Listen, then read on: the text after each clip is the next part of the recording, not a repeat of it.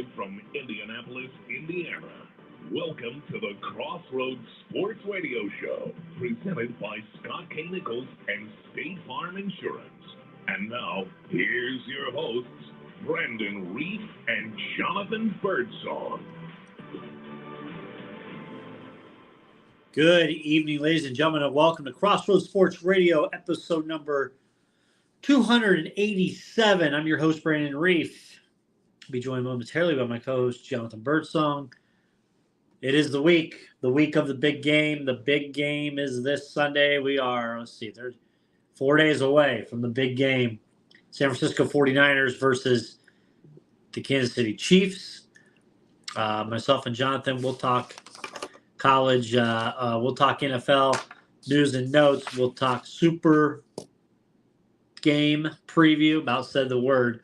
Don't want to get sued for it. But we'll talk the big game and more. Myself and JB. We've got NBA Pacers updates. NBA All-Star Weekend is next weekend here in Indianapolis. So we're excited about that. We've got the NBA trade deadline tomorrow. What's going to happen with the trade deadline? The Pacers are going to make a move. They're going to sit tight. Myself and John will talk that. College basketball. Myself and JB, we're going to be joined by a friend of the program, Nick Peterson. At the bottom of the hour, we're going to talk college basketball, the state teams here in the state of Indiana, Purdue, Indiana, Ball State, Indiana State, and Butler, and maybe a little Notre Dame. But we're going to talk that and more, and then some just some news and notes from around, some quick hitters and such. But can't do any of that without my co-host, my pilot, the quarterback, co-quarterback of the team, Jonathan Birdsong. JB, how are you? There you go, man. I'll be the leader of defense, man. You can be leader of the offense. I'll be the leader of defense. How about that? Okay. You be the tribal chief. It's great to be. There you go. It's great to be back on, man, and talk some sports. I know Marches are right around the corner, and we got a lot of conference basketball heating up, whether it's Big Ten, Horizon League, SEC, or Big 12 and whatnot. And I know it's gonna be a little basketball heavy tonight, man. But but without, you can't be too heavy because the big game, the Super Bowl, is right around. It's on Sunday. So what do you want to dive into first, man? I'm gonna go to the NFL, but I want to do a hypothetical first. I want to ask just a different question every week. It's just a thing. John, for your opinion, and then I'll give mine. What time zone do you feel is the best to watch a sports game in? Is it the East, Central, Mountain, or West? For you, what do you think is the best time zone to watch a sports game? I'm gonna sound like a super homer, and even though now we have daylight saving time here in Indiana, which for 40 years of my life we didn't, right, or something like that. But I'm gonna have to say Central. Central was the best time zone to watch the program and to because it would come on at a reasonable hour and go off at a reasonable hour, man. Sometimes you don't necessarily get that with a Pacific time zone or even Eastern Standard. Right. I'm going to say that as well. Like Central time, man. Like when we were in Nashville with the wife and we were sports games, put my bets in, I was like, oh God, these are starting at 6:00, not 7:00. And then we got the nightcap games that start at 9:00 or 9:30. And you're not staying up until 10:30 for a tip off or a Lakers game or a Clippers game or the Suns or something like Warriors. It's like, I don't know if it's my old age, but I'm not. You know how many games I'm actually seeing the end of? No, not many anymore. Right. But now there's more games that they produce, whether it's football, basketball, or even baseball. There's more games that they put out there, and it's not necessarily a highlighted game. So you have to kind of, you have to kind of pick and choose. And the big the big game that I ain't gonna get sued for it. The big game, they probably do it the best. The fact that it starts at 6:18 every year. They've started the national championship for basketball. They've brought that back a little bit. It used to be 9:18 p.m. every freaking year. College football, they brought it back. Now it's almost at the top of the hour, 7:50 something. That used to be late, 8:30. So They're starting to, but yeah, Central Time 100% is the best time to watch a sporting event. And I don't know if I can do the West, John. I'm trying to get home from work and the game started. I mean, you got the rest of your evening to do whatever, but yeah, I just couldn't imagine. Well, you know that West Coast time is, for all the international people, you know what I'm saying? And it's really, I don't really think the West Coast is for West Coast time, even though they're affected by it. I really think West Coast time is for NFL. That's really more so for all the international games the NBA runs. But as we all know, the NFL is trying to go international. I don't know if we want to talk about this. Dude, the Philadelphia Eagles play a home game in Brazil next year. Yeah, and it's a Friday game to start the season. Did you hear Goodell say that in his press conference? They're going to have a Friday. So, yeah, the NFL opening game on Thursday. Then you have one on Friday, and then Sunday and Monday. Wow. Well, look, I don't ever think, Brandon, I know we're kind of going back and forth, man. I don't ever think they'll get a team over in another country, but they definitely going to try to put the NFL yeah. in you know, in a different different eyes and whatnot. But that kind of sucks. As those fans lose a home game. Right, for sure. The big game Sunday is going to be played out there at Allegiant Field, the Death Star. Kansas City Chiefs versus 49ers. 49ers currently 2-point favorites. Over-under is 47.5. John, we've got field issues. The grass, I saw a couple pictures of the field. The grass looked like shit. I hope nobody gets injured, knock on wood, for this game, but that field does not look good.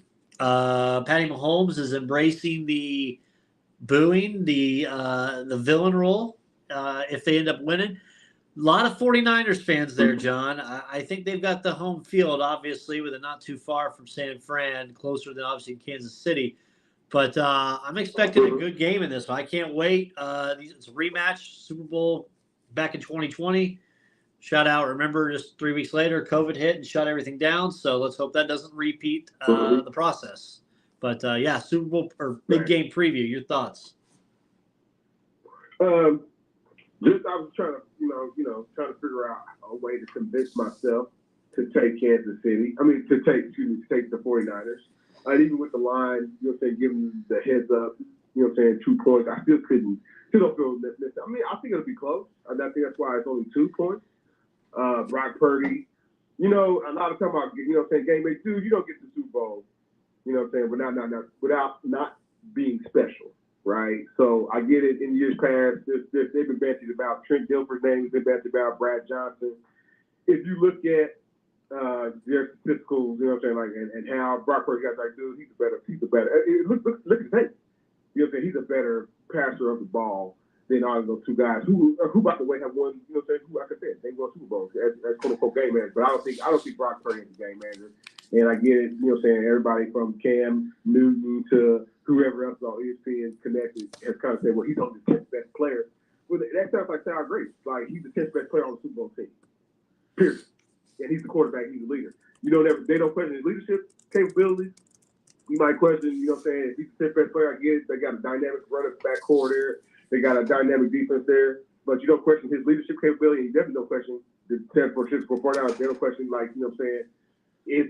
was he ever the quarterback for them? They didn't have those issues, anything like that. So he's here.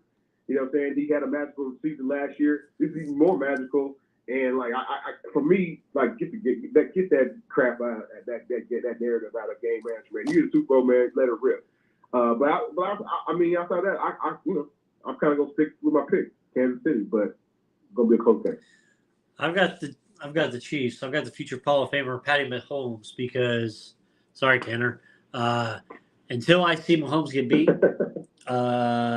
which he got beat by Brady in the Super Bowl a couple years ago, but until I see them get beat this year, I'm gonna keep rolling with them. I keep winning money off of them, so I have no reason not to continue to take them.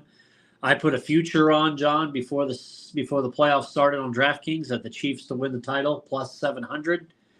So I'm looking for that to hit. That was a nice $50 bet there. So I very much want that to come to fruition. So Right. I still haven't hedged it yet, as we talked last week and told with Decon. I still haven't hedged that bet, so I'm trying to decide if I'm going to or not. But no, Hey man, I wonder. I know, man. This is for the entertainment purpose, man. Is there a bet if Taylor Swift makes it to the Super Bowl on time? No, there's that? not the. I'm sure there is on some markets, but the Indiana legislative has outlawed certain bets that you can and cannot make, not like novelty bets. Some sports books you can bet on the color of the Gatorade that's getting poured, and I've bet that in the past. With like DraftKings and stuff like that, they in the state of Indiana has actually outlawed the Gatorade bet, so you can't even bet on the Gatorade.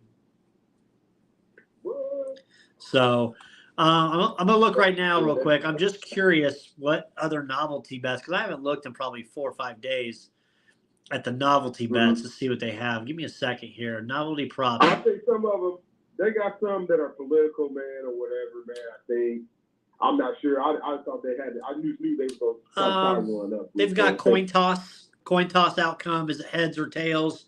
They've got the team to win the coin toss. A scoregami for the final score. Jersey numbers. Jersey number of the first touchdown score over or under 22.5. Jersey number of the last touchdown score over or under 22.5. So.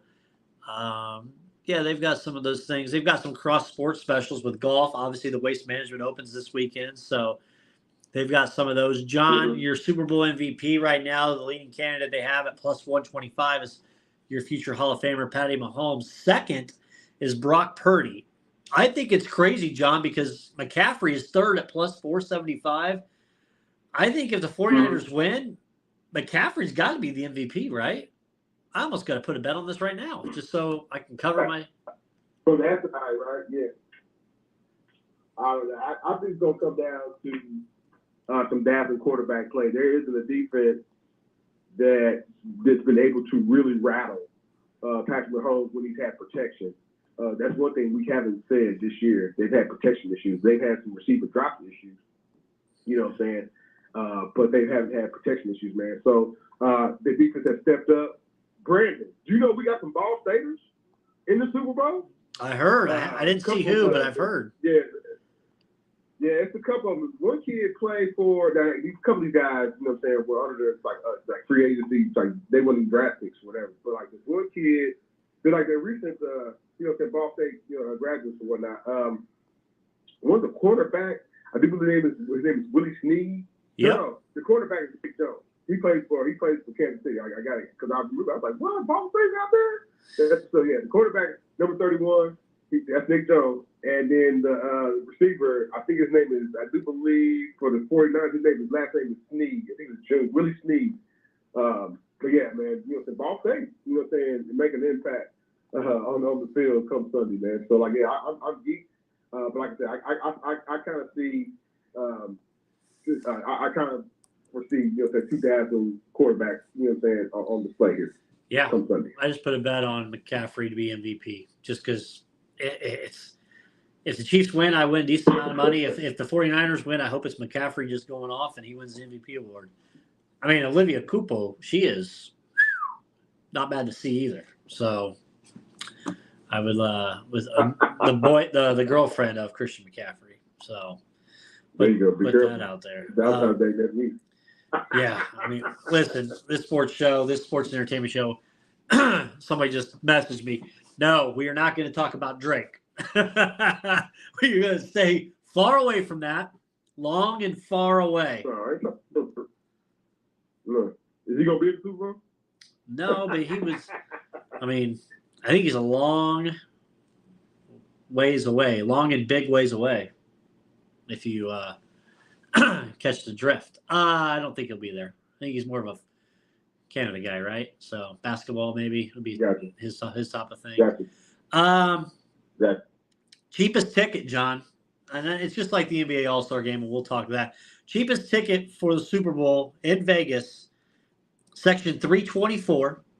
It's not, so they go higher than that, but cheapest ticket, $5,905 for one ticket. $5,000, man, that's like car payment. So car down payment. Right? No, man, that's a big time money. Yeah. But yeah, man, all the pageantry will be out, man. So I guess you get your money worth for $5,000. Can I tell you not a rumor, but maybe a hot take that happens this year? What you got? Jim Nantz may retire at the end of the Super Bowl. Who? Jim Nantz. Yeah. Why you say that? He's already retiring. He's already retired from basketball, doing the Final Four and all that. Well, I remember him retiring. But I just think, man, I think there's a lot of things lining up. I think he retires from football, and then he just does golf only. I really do. Something just – I heard him on an interview, and it just sounded like that. It's like interesting. So let me ask you this, John. Would you rather go to a game and spend $5,000 on – if you had unlimited money and you have $5,000 on a cheap ticket up there for that, or would you rather go to the NBA All-Star Game where right now you can get a ticket for $930 up top? For an exhibition All-Star game? Yeah. But is this a game or just the All-Star game weekend? The All-Star game itself. It's just $900. Section 212. Oh, Brandon, that's not 212. Yep. That's not a bad deal. It's not a bad deal, right? But I think I would take the Super Bowl over that. If you want to do Section 16, which is center court, 16th row, typically that goes for what? Probably about $175 or so for the Pacers. It's going to cost you about $8,000 for the All-Star game. 16th row. Wow. To be that close to Kevin Durant. To be that close to LeBron James. That's what it always going to entail. Or maybe Paul Pierce and Steven Jackson. It's because this is about to be the town. Indianapolis is about to be turned upside down, man. You know this, right? As far as basketball culture is concerned, I've seen Reggie Miller shooting like point after 3-pointer. Oh yeah, he's getting loose. A telecast, man. I was like, dude, are you coming out? You coming out of retirement? He was nailing them, bro. Yeah. But nah, man, all the basketball mythos, whether you play college basketball here at a high level, or professional basketball, or got some ties to Indiana, they're all coming out, man. And look, I'm upset with the NBA because we're a week away. I mean, at work we're revving up. I'm like, it's very cool. I'm starting to feel it. All the information we're starting to get for what our hotel's going to do and all this stuff. I love it. But me and you never got the call for the celebrity game. I don't know if they're waiting to call us or what, but Crossroads needs to be playing in this celebrity next week. Because I've heard of some of the celebrities, and they ain't celebrities. Huh? They ain't got no real celebrities in this game. That's why, man. I think Stephen A. is going to be the head coach. I think 50 Cent is the assistant or something crazy. John, let me tell you Stephen A's team. They got some star power. So who knows? Let me tell you these names. And usually they try to do it like with people in that area, right? This is Stephen A's team. Basketball entertainer, Jack Ryan. Who? Singer, A.J. McLean. Who the hell's A.J. McLean? C.J. Stroud. What the hell besides his playoff success, he ain't did nothing here in Indiana except whoop their ass a couple weeks ago. And lose to Michigan a couple years ago. Yeah. Chef Kwame Ochawi. No clue. WNBA player Natasha Cloud. No clue. Musician Adam Blackstone. Meta World Peace. Back in the attendance. Okay. Man, I'll take Meta. And then Jennifer Hudson. All right. Now, let me tell you Shannon Sharp's team. Micah Parsons. Nice. Connor Daly. Actor Quincy Isaiah. NBA All-Star Jewel Lloyd. Why don't we get some Indiana Fever people, right? Why can't they be in it? Streamer and YouTuber Kentak? I have no clue. Actor Dylan Wang, another YouTuber and actress Lily Singh, singer-songwriter Sir, Walker Hayes, and a Latin singer. You could get Lil Wayne to get out here. You could get T-Pain. You could get like Lil Wayne's performance. I know. I heard you're going. I heard a rumor you're going. No, I'm not going that. What? You ain't got to worry about that. Oh, I thought you were gonna get the scoop for us.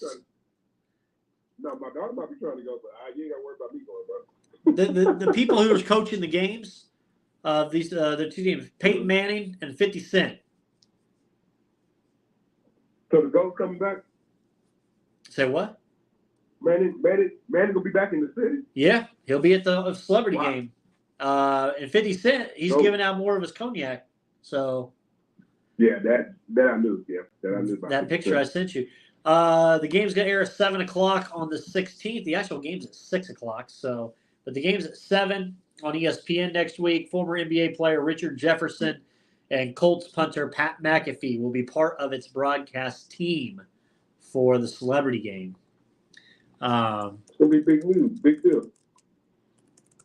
Yeah, give me a second. I'm sure. I don't know what your work schedule and what out there, but I'll be down there, dude. I plan on being down there all 3 days. Saturday at noon, I'm going to head over to the convention center. I got a ticket for noon entry. Okay. And I feel like I need to go down there on Thursday night so I can talk to Chuck and Shaq and Ernie. You gonna go back to your old school Reef tapes? Try to get you some on the street interviews. I need to. Man on the street interviews. This would be the weekend for it, and I would love it. You ain't gotta do 10. Yeah, you ain't gotta do 10. Just do a couple, man. You know, that'd be kind of good. I will get to see. Gonna be excited. I will tell you, I do get to see. I do know a few people that I will be running into for sure, based on schedules and things going on that I am super excited with. I will text you afterwards on the one because I'm really excited to see this person. John, I want to do the skills challenge. Victor Wembanyama is committed to be in the skills challenge, so that'll be interesting to see.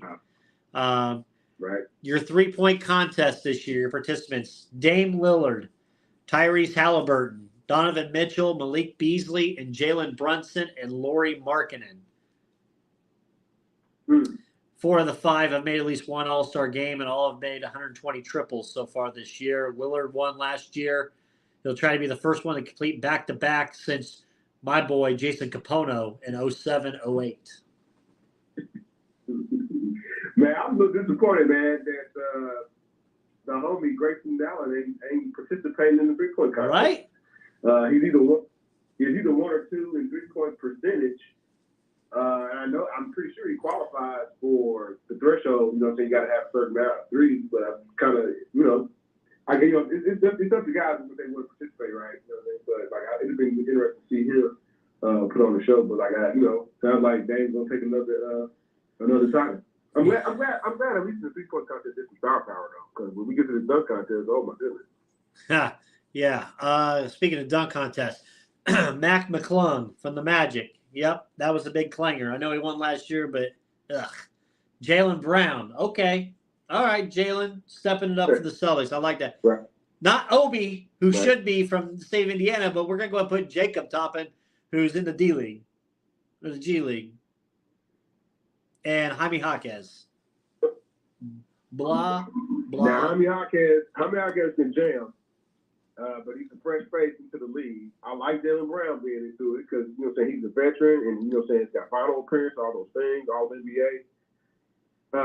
When it comes to Toppin and McClung, McClung has been on a 10-day with Orlando. He's still back and forth with his G League assignment too, man. So that's still, the Stars have still not committed to the dunk contest, still. So we'll see, amongst those 4 who wins. Maybe we the back-to-back champion in McClung. So, Steph Curry versus Sabrina Ionescu head-to-head, NBA versus WNBA 3-point challenge during State Farm Saturday night. Your thoughts? I'm kind of excited to see it. She said she'd shoot from the 3-point line for the men. She don't care. Yeah, they're gonna have all their best and brightest that weekend, man. So just it's gonna be exciting. Yeah, I'm looking forward to it. And then it looks like, John, we've got there's this competition, man. We've got Tyrese, Miles Turner, and Benedict Matherin on a team. That's for the skill competition, right? Yeah. Yep. Okay. So. Hey man, it's good. You got it in your home city. They got the right players. Now, who else would you want to have on that team? They got the right players to have from a Pacer standpoint. You know what I mean? Right. Yeah. So let me ask you this, John. We've got music events. You tell me, yeah, you interested? You may go or not. T-Pain and DJ Zed at the convention center. I don't know who's going to. At the convention center, probably not. Probably not for me. Boozy going to be at the Vogue on Friday. So Boozy, that's the possibility. That's the east side, y'all. And Broad Ripple, they've actually, they fleshed out the sidewalks, and it's a little different now, so you can't turn like how you want to turn down Guilford and some of the other Broad Ripple Avenue, some of those other streets now. But no, man, Boozy at the Vogue, it might be a pretty happening vibe. It doesn't say Lil Boosie. I know Lil Boosie, but it just says Boosie, so I'm guessing it's the same person. They just don't. Nah, it's him. I pick on Lil Boosie because I'm from the the old school. Yeah. See, he still had Lil Boosie. Yeah. Keith Urban and Walker Hayes at the convention center. That's country, so JB is for sure not going to be there for that. 2 Chainz. If Clint Black was going to be there, I'd be there. So don't be trying to put me out of this. Shout out Toby Keith, R.I.P. Man, R.I.P. Coach Toby, absolutely. 2 Chainz Saturday night at the Vogue in Broad Ripple. I can see you at 2 Chainz. What? That's gonna be wild, man. Lil Wayne at the convention center on Sunday. And then during the All-Star game, Babyface, Jennifer Hudson, and Charlotte Cardin. Oh wow! And then John, if you're really interested, Thursday night, the NBA All-Star Tip-Off event with Shaq, Barkley, Kenny Smith, and all of them is going to be at the convention center. And then you can go over to the Bicentennial Unity Plaza outside of Cambridge, and your boy Mike Epps and Tamika Catchings will be there. Okay. I told you, man. It'll probably be some more surprises, man. Again, I could see a lot of different basketball emissaries, whether they went to IU, Purdue, Ball State, anything basketball is going to kind of converge here in Circle City come All-Star weekend. Yeah. Pacers update, John. They got a win last night against Houston. Defense looked like a little rough at first. Houston was hitting shots like crazy starting out. Pacers battled back. They won the game they needed to win, even though they didn't cover. They did that. Pacers been linked, John. Trade deadlines tomorrow. We've been linked with Wiggins. Isaac Okoro has been linked from the Cavs to the Pacers. The 76ers are interested in Buddy Hield. Tomorrow is the deadline. Do you think Pacers make a move, or are they just going to sit tight like Tyrese said last night? We like our team. We like where we're at. That's what Rick said. It kind of sounded like Tyrese was speaking very highly of not trading out. As we know, players do have a little bit of say who they play with nowadays. But it sounded like he was saying, hey man, Buddy's just going through a poor shot. A poor shot throughout his season. Through this season, and we should maybe he still believes that defensively he can help this team. It's just weird, you know what I mean? So with those 2 expiring contracts and knowing what the Pacers have to sign over the summer, they got to resign Pace. They got to resign Siakam. They got to save some money for Ben Mathen the year after next, and they probably won't even think about, like you said last episode, they want to put Naismith, in for a little bit of a long term. I think he's probably played a little bit better since he's been here. I've been a big proponent of Obi Toppin, staying here as a Pacer. I don't think they're going to trade him. They like him. They don't love him. He's not. He hasn't been. His play hasn't fallen off like you know, saying kind of like kind of like his shot has fallen off. But it's not like sometimes you can be over top and give you double digits, points, and sometimes it's 6 points. And that's the kind of shows the level of consistency in his game. But staying pat, and nothing wrong with staying pat either, Brandon. They pushed this young group to a point, and they know what they are, what they can do. They are playing better defense. They talk about that openly now after games and how they can play better defense. So I like the special team, but the business suggests they should still make a trade. Either to probably try to get some of those draft picks and those assets they got by moving one of those contracts, whether it be Obi Toppin, whether it be Buddy Hield or somebody else, right? Or a combination of both to get some of those draft picks you got back that you lost when you made that Toronto trade. So it's going to be really interesting tomorrow during, after the trade. What's the trade deadline? 5 o'clock. That's when it stops. I think so. I gotta find the time still. My favorite NBA trade deadline story was Bird not sending in the trade quick enough for OJ Mayo the 3 times we tried to get him. 3 times. Larry Bird was incessant. He's like, man, we gotta get it. We gotta get it. Hey, during the day tomorrow, 3 p.m. 3 p.m. is the deadline.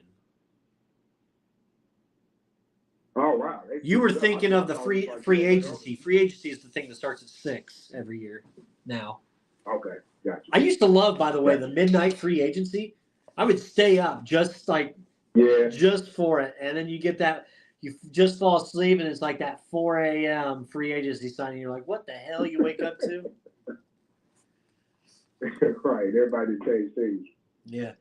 All right. Let's bring on the younger. Well, I don't know if he's younger. He's got less gray, so I'll call him younger.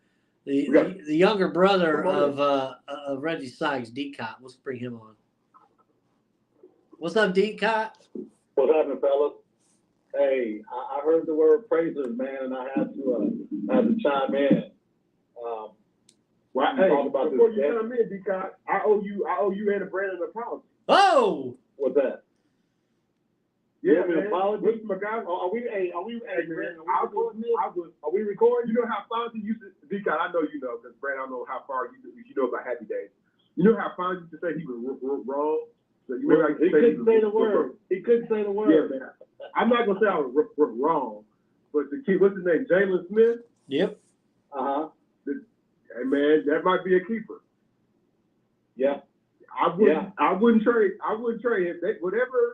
Whatever they've gotten, they got his attention now. And now, either through the weight room, I think he got a little bigger since he's been here.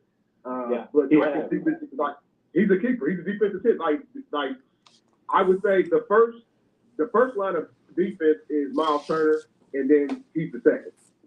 And they can ever find out a way to consistently play those dudes together with a big lineup, the pressure will be unstoppable. But his offense is coming along. Pretty good. He's shooting the 3 a little bit better, and like I said, he's rebounding and blocking shots a little bit better.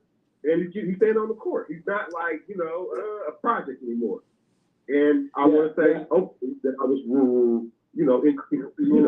I got what you're saying. I'm thinking about what you're putting down. But one of the things, I've been a big proponent of Isaiah, and he's been sitting the last few games, and that's why, because Smith has played so much better. He shot the ball well. You saw the block last night where he pinned it against the rim and the backboard.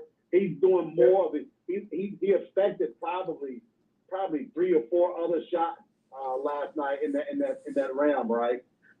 He's playing. He seems like his spirit is better. I still love Isaiah, right? Because I just think Isaiah is one of those guys. When he got in the game, he went after it, right? But he knows his time is limited.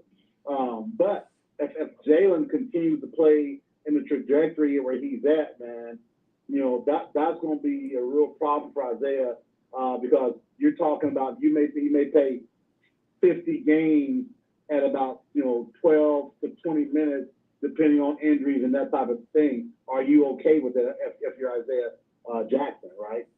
That's going to be the big deal because I still think you need another big man, and not just a guy that says he's on our roster. I want a guy that can play, right? So, and again, his contract is very very doable. I don't think looking to break any bank like 10 million plus or anything like that. So I still think you can still sign Smith. I think you can sign Smith, and you can keep Jalen because keep signing Jalen, and you can keep Isaiah Jackson because he's got 2 years left on his deal. So I think you're right about that. The other thing is, I think the only guy we even consider trading is Buddy Hield right now, because it's summertime. Unless something crazy jumps out, Pacers don't have to make any crazy moves. Siakam's played really well alongside Neesmith. He's played really well alongside him. Siakam's a guy. You know what I thought about Siakam? I thought he was like a KE kind of guy, right? He's not. He can't handle the ball very well at all. He's got a nice mid-range game, but it's really difficult. Not difficult. He doesn't make his own shot as easy as KD does. I was looking at him as a KD type. He's not that dude. Now, mind you, he's shooting 43% from three right now, but those are some real clean looks because he's getting a lot of wide open space. He hit a couple last night I was shocked at. But yeah, I think he's a keeper because alongside with what we've got, I don't know that he'll be the all NBA guy that he was 4 years ago. But I think what he brings to the Pacers, along with TH and along with Neesmith and also Turner, I think he's a great compliment. So we got enough guys that are shooting threes as it is. So I remember I thought I really liked the trade. I love the trade because I got a feeling he's going to sign. Did you see him last night after the game? I don't know if they showed it on Pacers.com or not. Stayed, signed autographs, talked to kids and stuff like that. I don't know if you guys saw it or not, but man, it seems like he's really fitting in with what they're doing. Yeah, man.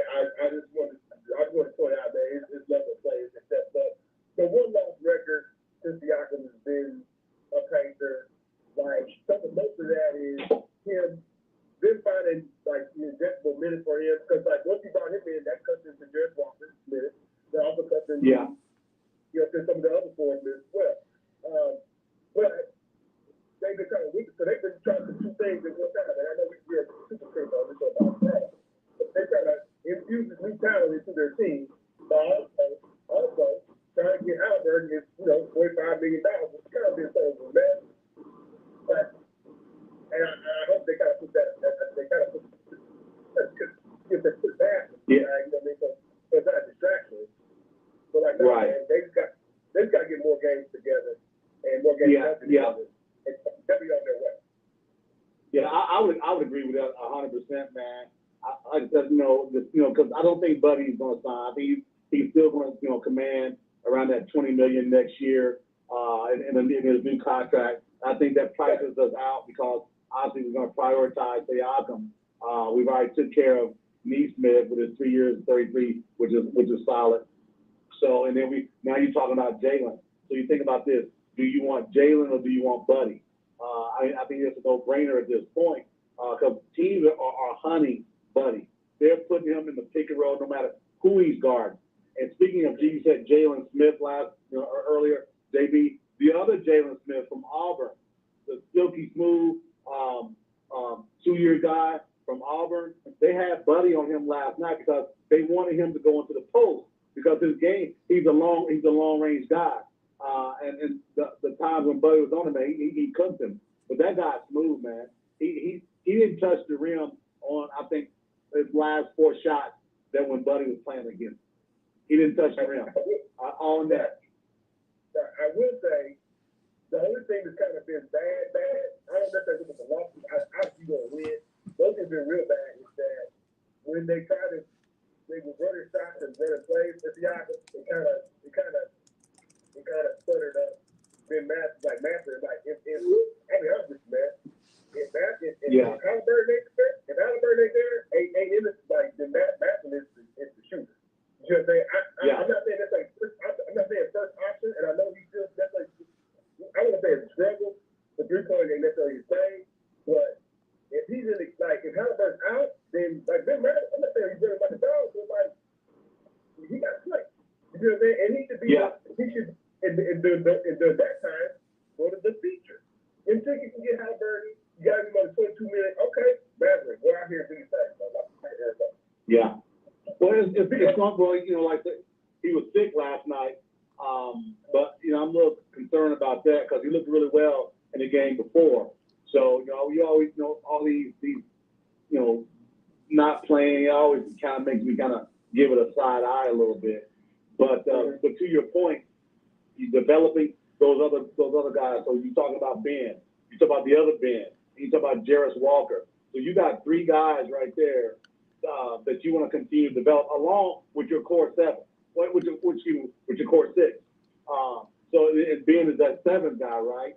So then you're talking about Jarris and the other Ben. So you're talking about 9 guys. That's not talking about T.J. McConnell. That's not talking about Isaiah. So realistically, you got on any day.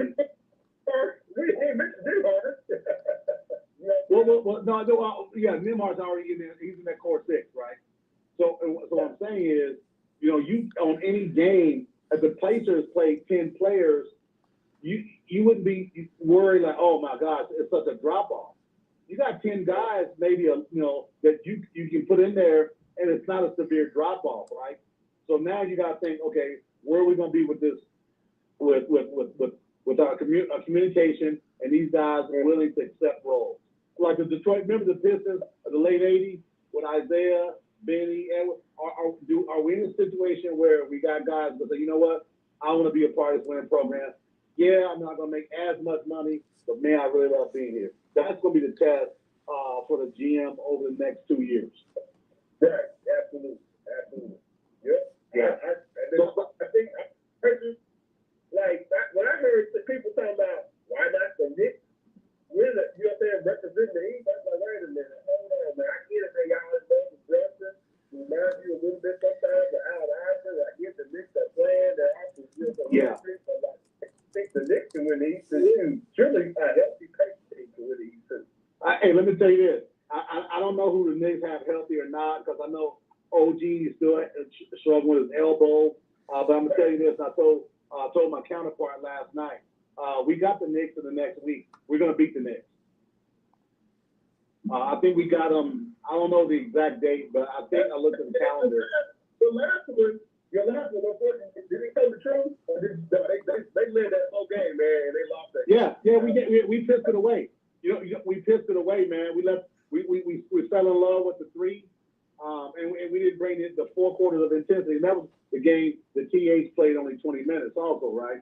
So I just believe that we'll get them next. It's a good matchup, right? The guard that they got, he's tough, man. He's a handful for everybody, right? Not just the Pacers. He's a handful for everybody. So I look forward to it, man.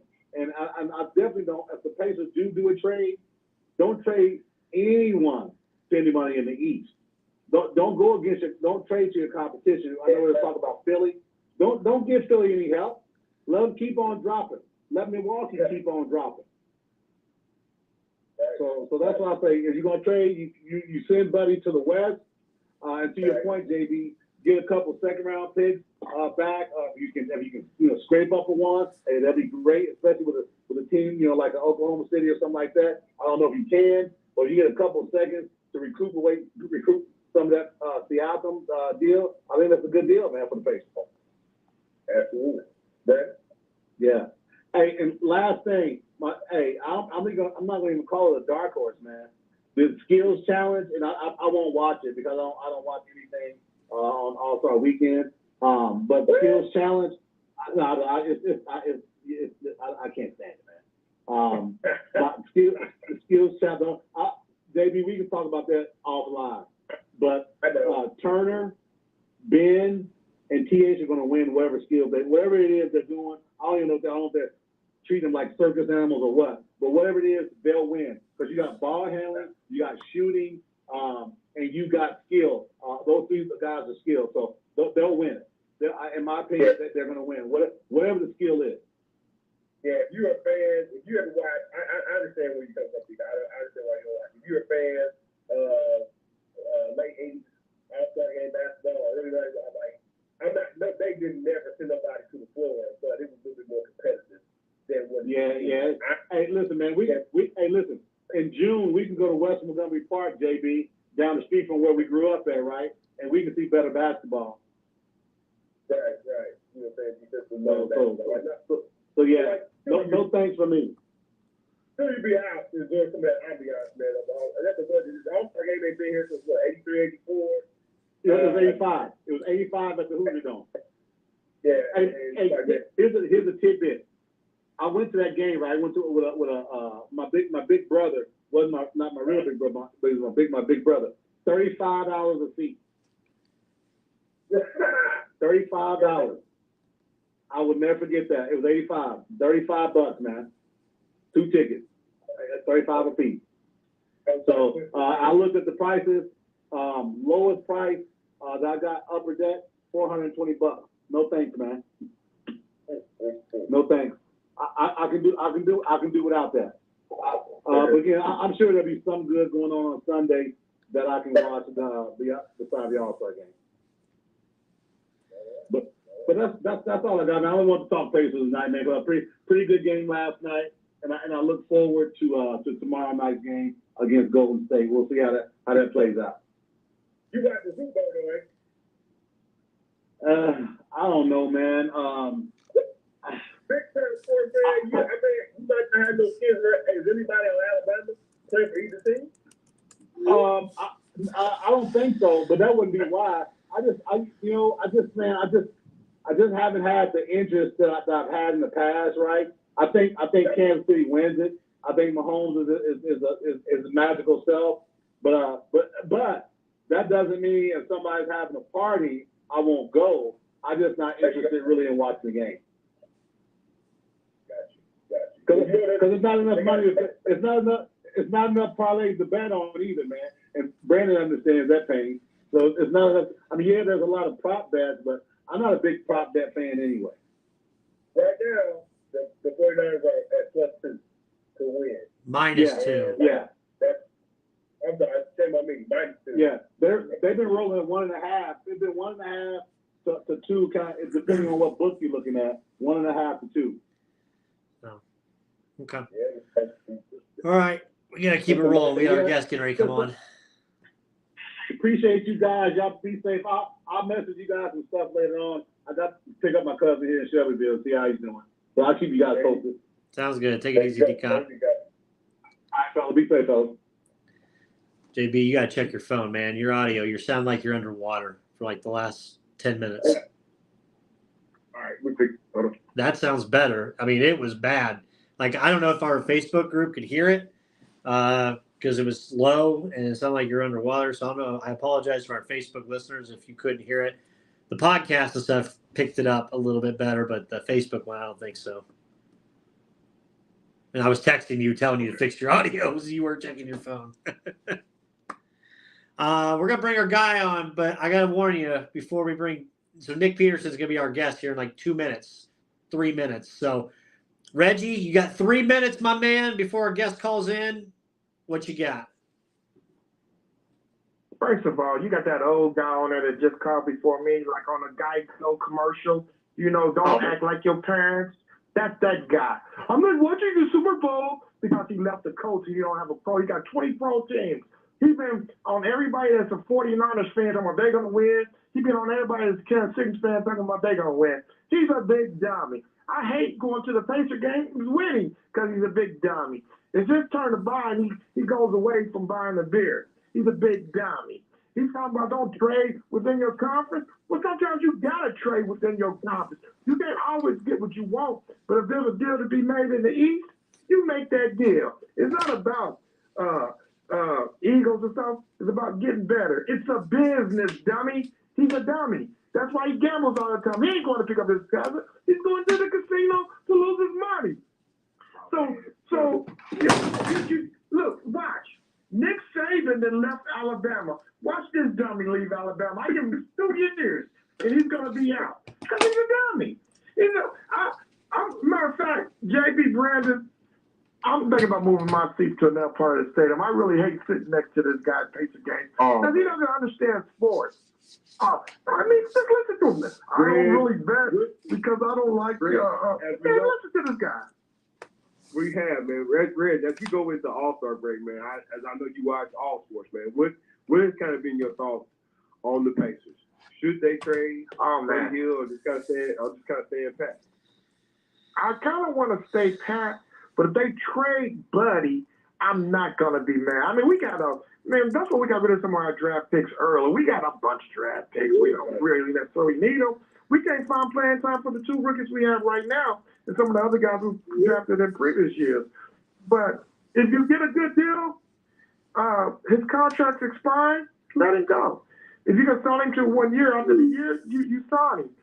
But it seems like that he's going to require a lot of money. You got to think, we still got to re-sign Pascal. We need to see what Stick's going to do. We need to see what we're going to do with Obi Toppin. But I wouldn't mind, I wouldn't be mad if we stood pat and didn't make any moves at all. I wouldn't be mad at that at all. Okay. So, and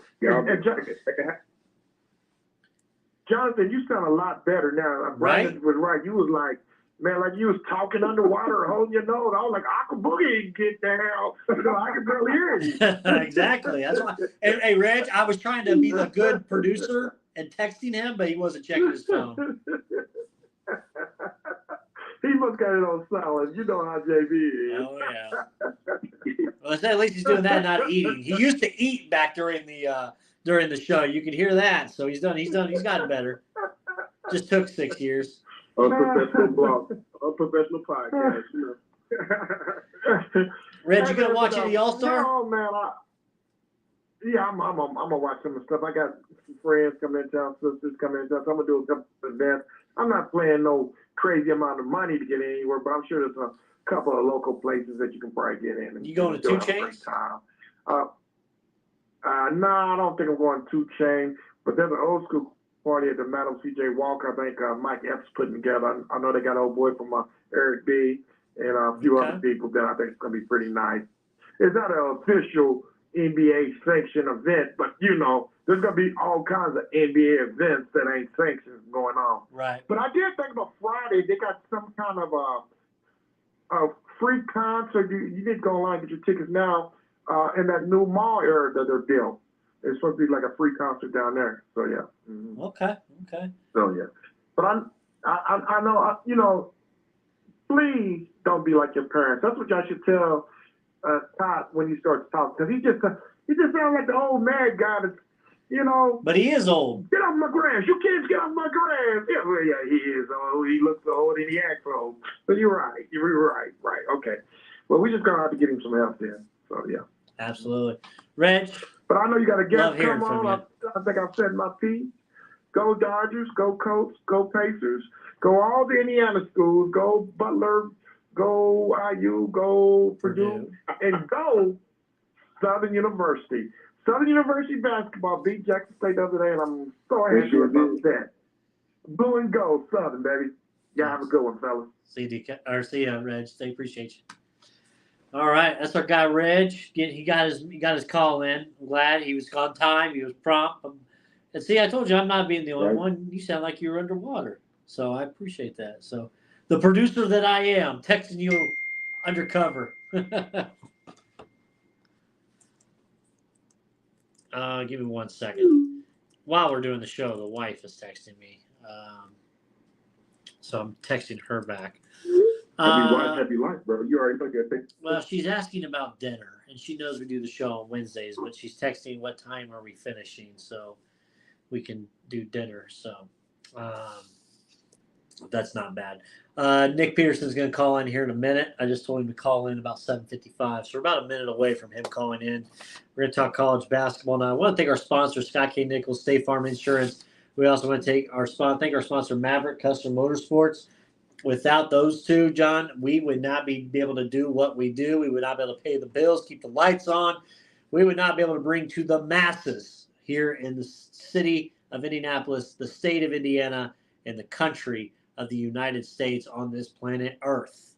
We would not be able to do it without them. So thank you to our sponsors, both of them. And if you're listening to the show for the first time and you want a sponsor spot, let us know. Hit up Jonathan, hit up myself. We're always looking to add more, to be able to do more. And the more that we can, the more that we come out to the masses, we want to be able to do that. So we are coming up on our, let's see, 7-year anniversary of Crossroads Sports. The birthday's coming up in March, Wow. John. March 16th, I believe it is the anniversary birthday, 7 years of Crossroads Sports. So can't wait for that. We're going to do something special once we get up to 10. So we got to be able to get there. Before he calls in, John, let me ask you this. Rick Pitino. Pitino said, and he had some interesting comments. Pitino said that college basketball needs a salary cap, and the salary cap should be about up to $2 million. Your thoughts? But every school Doesn't have is $2 not gonna have million. $2 million. Does have $2 million to give out to their basketball program, and then you're asking the NCAA to say that college athletes. It's some of a tricky trick. You know what I'm saying? The NCAA is govern schools, and they govern all sports. Not, this is where this slipperiness is like where it becomes confusing. So like they want to do all this movement, and they did it, right? You know what I'm saying? Broke the Pac-12 and the Big 12 area. All those teams went over here, and some of the teams went over here. And ACC is still pissed, and now we got a coach talking about, basketball coach talking about salary cap. There's no commissioner over every. There's a commissioner over every school program, but there's no one super commissioner that tells those commissioners that this is what your school got to do. Right. If my school brings in $5 million for the basketball program, that's the same on that team because they can't bring in $5 million. So it's just I get Pitino. I'm not saying stability is sleeping in, is creeping in, but bro, you at St. John, not the Knicks, not the Celtics, not all those sides of the net. You're not in the NBA anymore. He speaks to the fact that there needs to be something done as far as regulation. So putting the salary cap in, that's some form of regulation so that now it's a fair playing field for everybody, and it's kind of like how it was, how it's always been, you know what I mean? But I think right now we're in a space where with college athletics that we can't think about what worked for us 30 years ago. So a salary cap, I can't see working at all or even be brought into the equation. Okay. Guys are idiots. In Three Foolish Men, I put you right in that category. He's back. He is back on. So also is back is our college basketball guru, Nick Peterson. Nick, how you doing, buddy? Hey, I'm doing great. How you guys doing? Doing well. Anytime I can razz Jonathan with a Dan Dockich, blasting him on the radio, I'll do it. So it's always good. Hey, Hoosiers got a win last night. They've got some life in them. Galloway had a big game.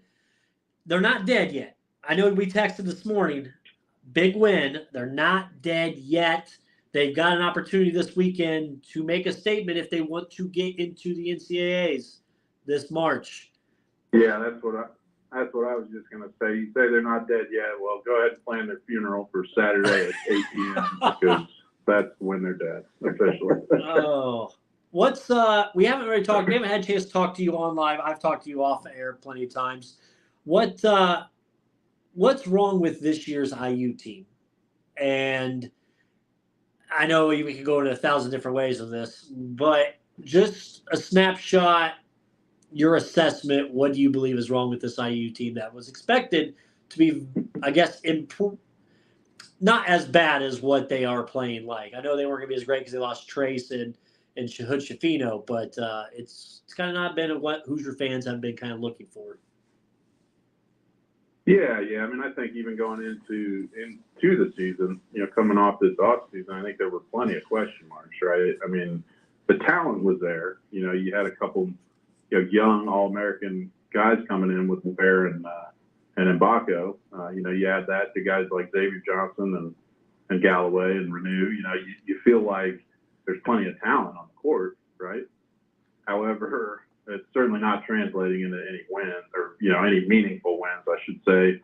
As I was looking at their resume today, out of all the wins that they have, They don't have a single win against a team that would be in the tournament right now. So, I mean, they're not even close to the bubble right now. Like, obviously, winning on Saturday would be huge, but, so would winning the lottery.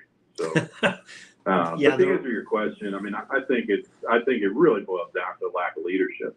There was no guy that really was stepping up. The two names that would have come to mind at the beginning of the season would have been Xavier Johnson and Trey Galloway being the two oldest guys on the team, the guys with the most experience. And man, Xavier Johnson, that guy, he's just not a leader, quite frankly. And, he just makes boneheaded play after boneheaded play. And, he's a 23, 24-year-old, 6-year senior, and he's doing that. It's like, I mean, what do you expect the freshmen and sophomores to think, when that's going on? It's just it's a cultural thing down in Bloomington. I mean, they don't have a culture of winning. It's basically get as much talent in there as we can, and hopefully we'll figure it out. And that's clearly not a good recipe. 1-7 against the quad one, based off the net rating. 99th in the net right now. They've got 4 home games left and 4 road games. After Purdue, they got 2 home games against Northwestern and Nebraska, at Penn State, Wisconsin, and then at Maryland, Minnesota. And then I think a team that, for me, I can't believe they're doing this bad this year, Michigan State, 14-9. Sparty just kind of fallen off this year.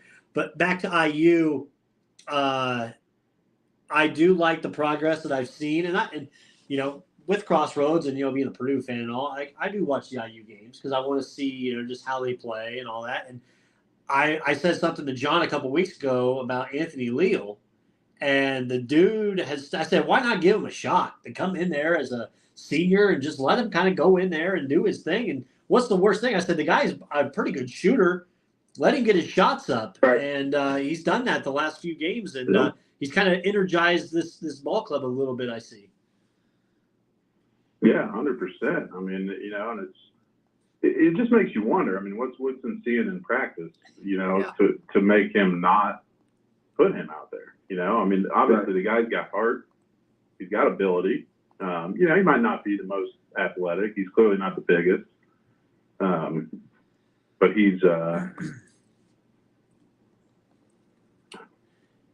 he's somebody getting knocked down shots. I know that. And when they put him out there, in certain offensive possessions, he's delivered. I know the game before the Ohio State game, the one against Penn State, wasn't necessarily his best fight out, but I don't think he played.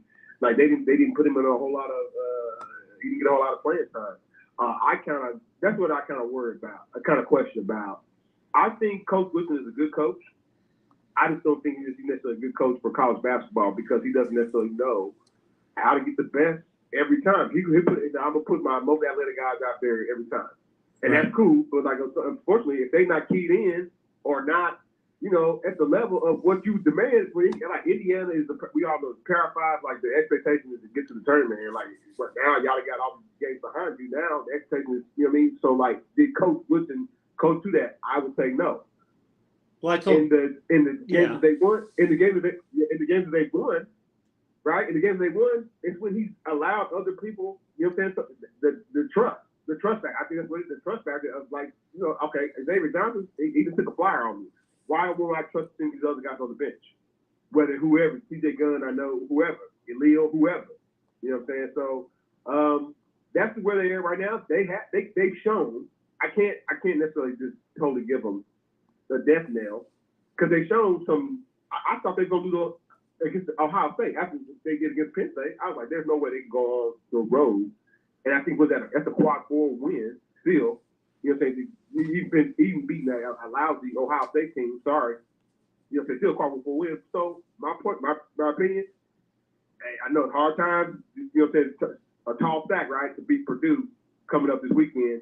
But the other games that they have, plus the Big Ten tournament, the Indiana brand name, they just have to win and they'll get in. But it's a tall order. Very tall order. And I told one thing. Yeah, go ahead. Go ahead. Okay.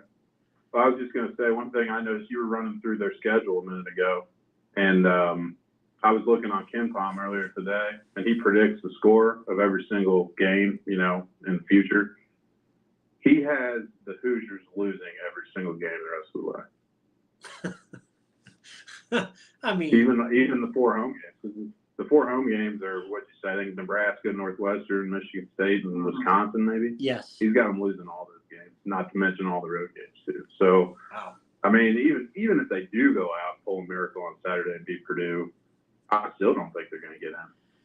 Yeah, I texted you, Nick, after the IU Purdue game, first time they played down at Assembly Hall, and I even texted my dad and I said, in the second half, that I spotted the difference, and I think everybody, and it sucks that everybody saw it and started running with it as well, but there was a distinction between these two schools in the culture when you're up by 17 and Zach Edey is diving for a loose ball up 17 and Ware's just kind of trying to lightly just bend over for a basketball. That's a culture problem is what that is.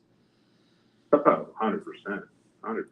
And what a culture Purdue's built, during this time. I mean, they're not going anywhere.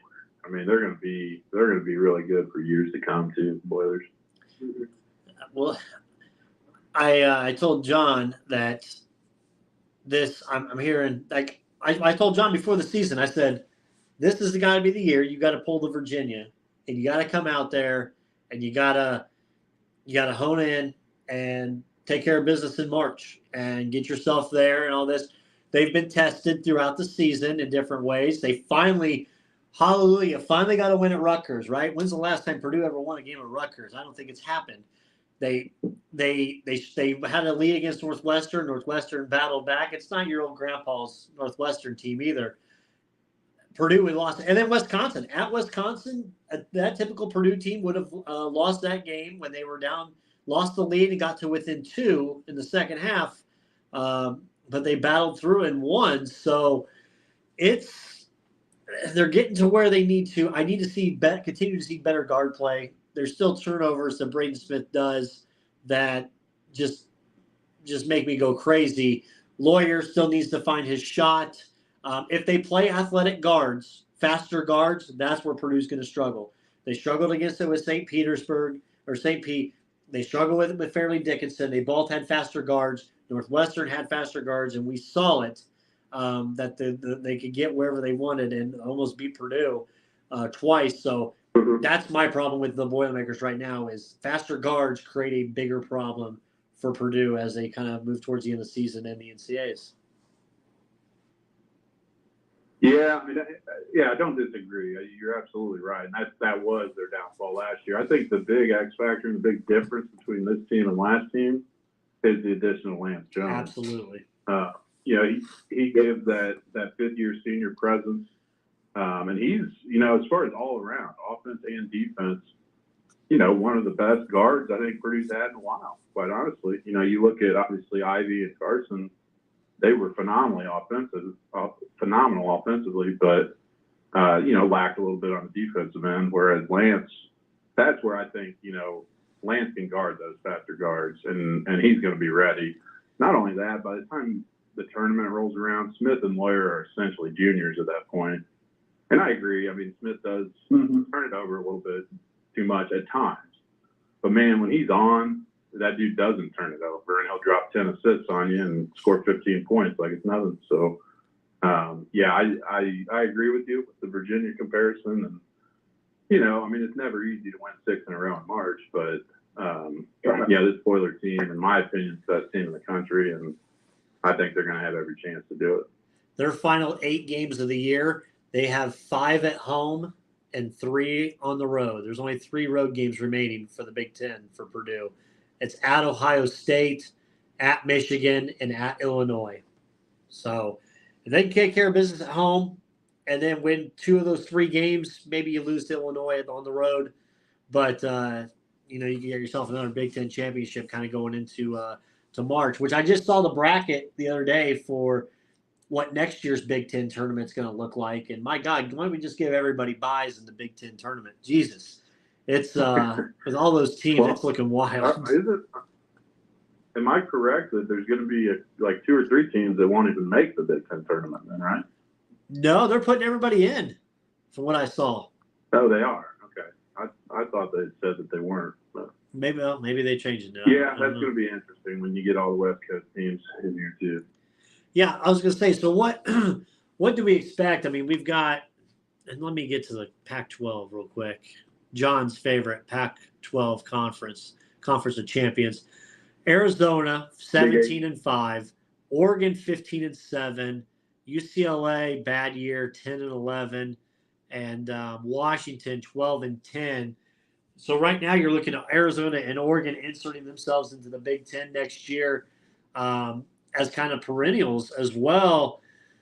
Where does that put, with you look at our local programs here, Purdue and Indiana, obviously Arizona and Purdue played earlier this year, so you got to think Purdue without Edey, I don't know next year what that team's going to look like. I think they're going to take a step back, but I think they'll still be easily tournament bound. But where does that put Indiana? With Oregon and Arizona, 2 of those teams, and even UCLA, you got to feel like they're going to bounce back next year. If anything, that could drop you down a couple more notches, possibly, or even raise you up. Who knows? And USC. Yeah, I mean, the nice thing about college basketball, and it seems like the Big Ten in particular, is, I mean, obviously you've got kind of your perennial teams right now, Purdue, Michigan State, Wisconsin, and those, but it does seem that those middle-tier teams will fluctuate quite a bit from year to year. So, a team like Michigan, who last year was in the middle of the pack, is dead last now. I think Indiana can regroup, but man, it's going to take a massive effort, and what they need to do too is get into the transfer portal and find some guys that way too. Yeah, for sure. I'm looking at. I follow Warren Nolan as well.com, and they do a predictor there. They've got the Hoosiers right now in the conference for 6-6. They're predicting them to be 9-11, and then overall right now they're 14-9. They're predicting them to be 17-14. So 82 in the RPI. Yeah. So. Yep, and see that. I mean, their computer numbers are down in the 80s and 90s. I mean, yeah, they're just not that good of a team. They just aren't. Let's talk about a team that's good. That's been surprising how well they've done. But in the Mo Valley, Indiana State, 19-3, 11-1 overall, won 7 in a row. They got a shot. I think they could be a second weekend team. I told John. 20-3. They got their 20th. Yeah. 20. Yeah, I told John. I think they could easily be a double weekend. Oh, yeah. I don't know how. Yes. Go ahead, Nick. I think they could be Sweet 16. I really? do. Okay. When you think about Indiana State, they're 20-3, 10-0 at home. Unfortunately, the committee, right? If they win, I'm gonna say when they win the Mo Valley, right? The committee's gonna F them. That we know that. Reason being, they did play 2 Power 5 schools. They played Michigan State real close. They still lost, and they played Alabama. I do believe back in when the season started back in game number 2, November or so. Yeah, it wasn't a good game for the Sycamores. But like as far as being a mid-major killer, you put them in front of them, they beat them. And not necessarily in their conference. They beat Ball State. They beat, Evansville, Toledo, some teams from the MAC. They beat IUPUI, a team from Horizon. I don't know if those are. I know some of those teams aren't necessarily in the best, one loss, but a lot of these games are wins on the road. I don't know if the committee, with my personal opinion, the Big Ten having somewhat of a down year, and the Pac-12, not necessarily from a ranking standpoint, they're not down, but the Pac-12 ain't gonna be here, right? And then California and some of these other teams ain't gonna make tournaments. Stanford ain't gonna make tournaments, but will Indiana State get a good seeding, even if they don't win? I think they win the tournament, but will they will they get a good seeding if they don't win the tournament? They're 1-3 in Quad 1, 3-0 in Quad 2, 7-0 and 8-0. Their net right now is 22. So I would feel even if they don't win the conference, they've done enough to get in. I just don't know if the committee will see it the same way. It's hard to get two teams from the Mo Valley in every year. If Drake Right. ends up winning it. Right. Yep. Yeah, I'm with you guys on that. I mean, in my opinion, they deserve to be in. Assuming they handle their business the rest of the way, basically win out and then lose the Mo Valley championship. I mean, they're going to have damn near 30 wins if they do that. And you're going to keep a 30-win team or close to a 30-win team out of the tournament.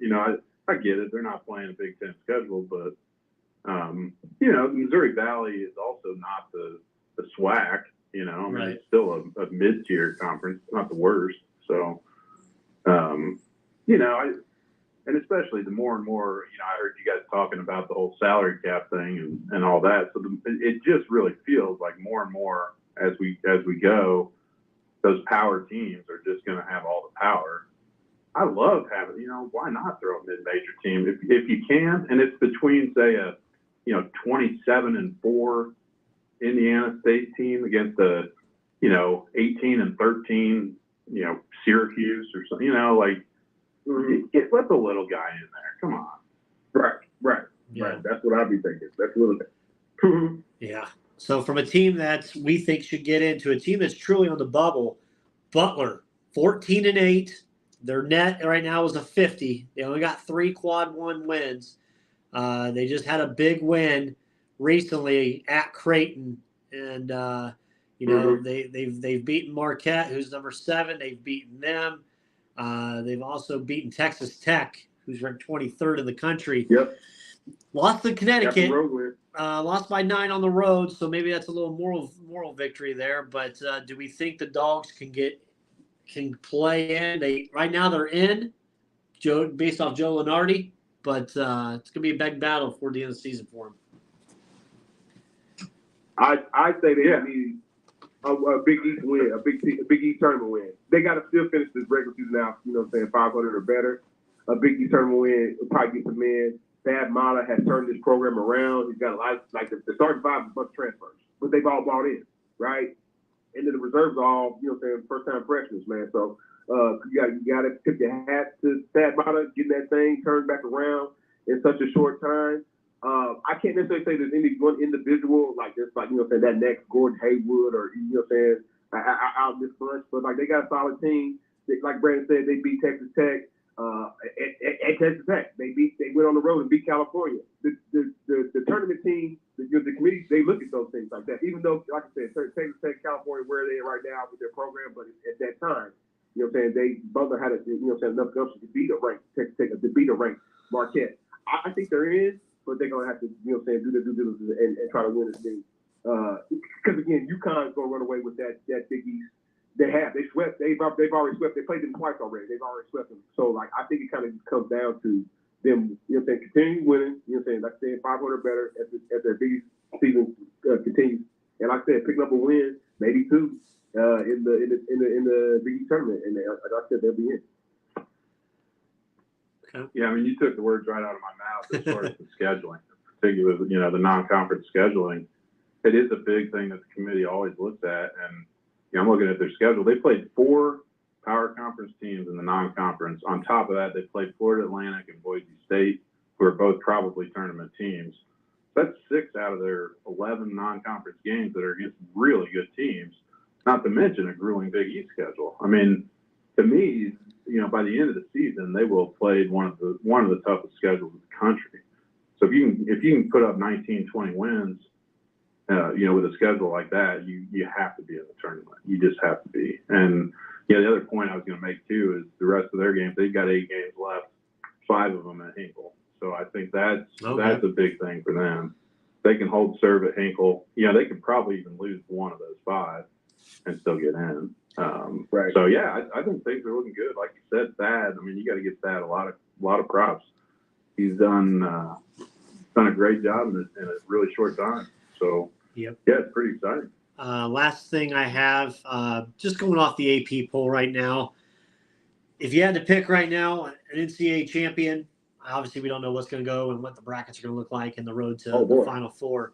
Connecticut, Purdue, North Carolina, Kansas, and Houston. You can pick an outsider if you need to. But of those ones right now, Nick, which one do you like to cut down the nets? from those I've listed. Hey, I'm going to go with what I've been saying. I said it even in the off season, and it was exactly what you said earlier, Brandon, about Virginia. Is that No. when you lose to a 16 seed like don't that, jinx us. it's so demoralizing, and it's just it's got to be just a huge chip on your shoulder, and on top of that, they're the best team in the country, if you ask me. So you tell me you got the best team in the country with the best player in the country, and they've got a massive chip on their shoulder. Put me down for the Boilers. Oh God. That just makes me nervous with you because I feel like you're trying to jinx us, and I know how that plays, Not how at that all. works Not at out. all. I'm saying that because I believe that. I'll tell you this: I'm picking Purdue, and when those brackets come out and we do our bracket special show, here's a tease: I'm taking Purdue to win the title because this, damn it, has to be the year. It has to. It absolutely has to. It's got to be the repeat of Virginia. And I tell you what, this might be the closest Purdue ever gets to here again. And this will be the only time that I'm going to have a chance to actually take them where they have a shot at it. So I'm picking them. Done deal. Have to. I'm invested. This is the year. The other thing I want to say about them for this year is I pity whatever 16 seed is going to go up against them because Purdue is going to beat them by 50 at least. Here in Yeah, Indianapolis. in Indy. Pissed off from what happened last year. It's going to be a bloodbath in that one. So their road would be Indianapolis and then Detroit as of right now. Yep. Yep, and you can lock that in. They're going to be the one in the Midwest, and they're going to be playing in Indy first weekend. John, so lock that in. Get your travel arrangements done. Get the travel. You're in Indy the first weekend, Detroit the second. I want to be a homer so bad. I know Purdue has beaten some teams early on in the year that have gotten a little bit better. Now, the only two teams that really kind of give me pause in a tournament, you know what I'm saying? I don't think no mid-major team really scares me against Purdue. Purdue already beat Marquette this year. And though they are on the small side, you know what I'm saying, and they you know what I'm saying, they rebound well, they come out, you know what I'm saying, they basically kind of saw our wings. Marquette's too small. The only other two teams that really kind of scare me is Arizona and North Carolina. Again, teams I do believe Purdue already played either one of those teams or both of those teams. I think they played one of those teams and they already beat them, right? But I think, those are, UConn still somewhat of would be a handful for them.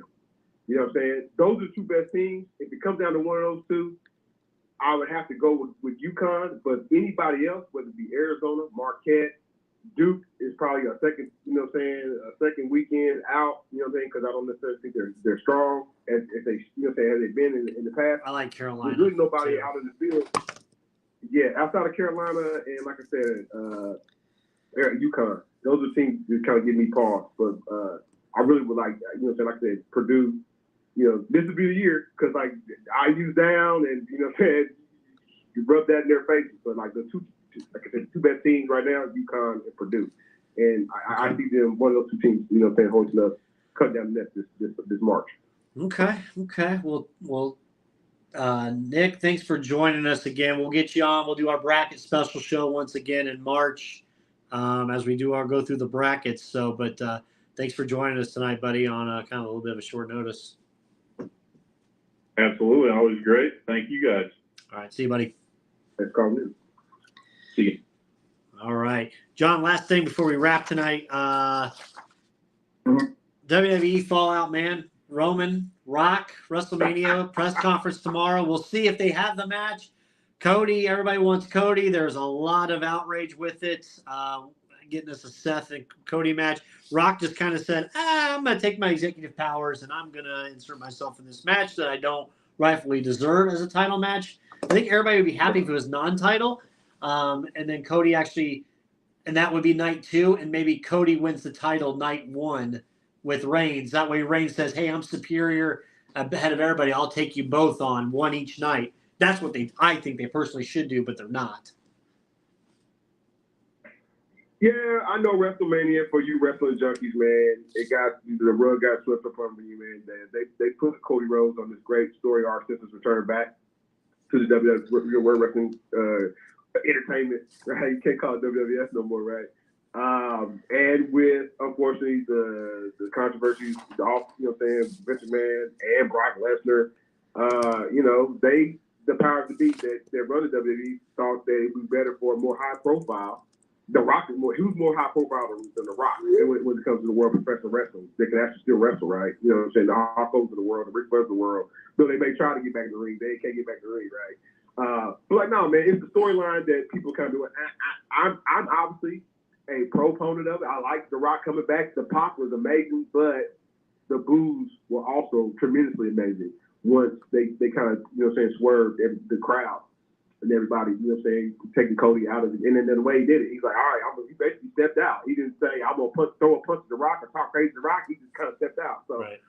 Brandon, I really expect a different part of the story. I expect some type of swerve with the reaction, with the fan reaction. They haven't announced either match either, which is crazy. Normally they've done that. I know. I know, man. They kind of let suspense kind of like linger, something like WWE is like not known for. But I think there's another part to this storyline that we haven't necessarily foreseen yet, and that's probably what happens. So hope everybody just don't worry, man. We're gonna get Rock, we're gonna get Cody, we're gonna get, Roman Reigns. Is not necessarily gonna be in the way that y'all think it in your mind right now. Okay. All right, John, you want to wrap us, my man? Man, I do, man. Other than that, man, I know we covered a whole lot. We covered All-Star. We covered the big game on Sunday. Some people call it Super Bowl, right? Oh. And, so we have to cover ourselves, so we don't want to get cut. We don't want to get sued for, but hell, we publicizing it. And an NFL game for them. Like, it needs more, right.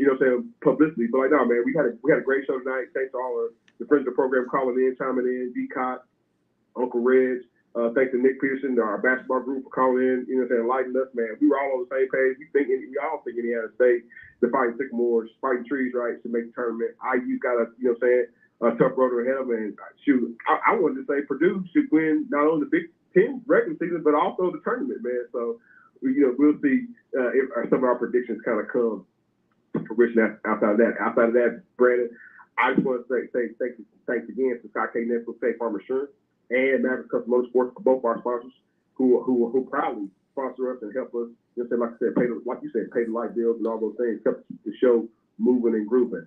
Outside of that, I know we didn't talk too much about the Senior Bowl or the Pro Bowl that was past weekend, man. Catch some of those highlights if you like on the NFL.com or whatnot, man.